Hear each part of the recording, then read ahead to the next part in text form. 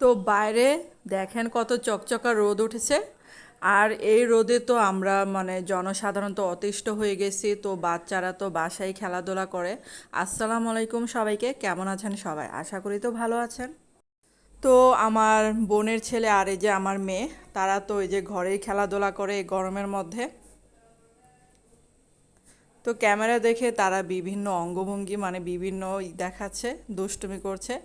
আর এদিক দিয়ে গরুর মাংস রান্না হচ্ছে।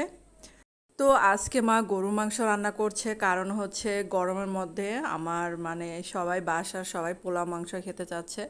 গরম তো বলে যে 8-9 মাসই থাকে বলতে গেলে। তো গরমের মধ্যে কি পোলাও মাংস খাবো না?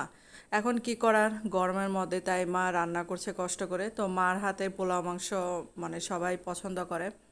তো এই যে মা আবার গরুর মাংস কষানো শুরু করছে। আর কিছুটা এই যে পেঁয়াজ কুচি দিয়ে দিল। তো শুধু মানে গরুর মাংস রান্না হয় নাই, মুরগির মাংস রান্না করেছিল মা। তো মাকে বলেছিলাম যে গরুর মাংসটা ঝোল করার জন্য, কারণ আমার আবার গরুর মাংস পাতলা ঝোল আলু দিয়ে অনেক পছন্দ।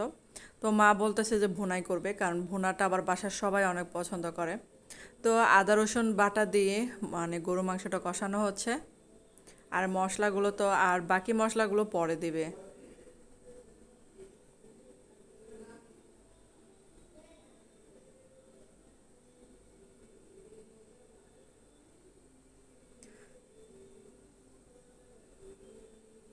তো দারচিনি এলাচ দেওয়া হলো।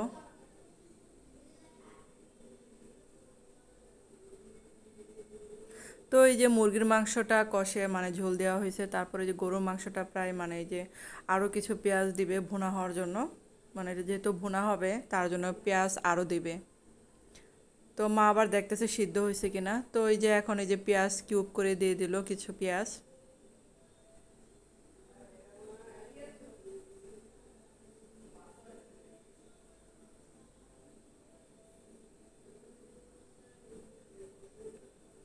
তো এখন এই যে ঝোলটা দিয়ে দিল।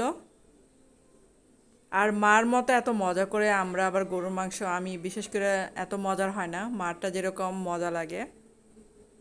তো এই যে গরম মশলা বাটা জিরা বাটাটা মা দেয় শেষে। আমরা আবার মানে গুঁড়াটা ইউজ করি না, গরম মশলা জিরা গুঁড়াটা। আর আমার চ্যানেলে যদি নতুন হয়ে থাকেন চ্যানেলটাকে সাবস্ক্রাইব করে পাশে থাকার অনুরোধ রইল। তো ভিডিওটা দেখার জন্য ধন্যবাদ সবাইকে, ভালো থাকবেন সুস্থ থাকবেন।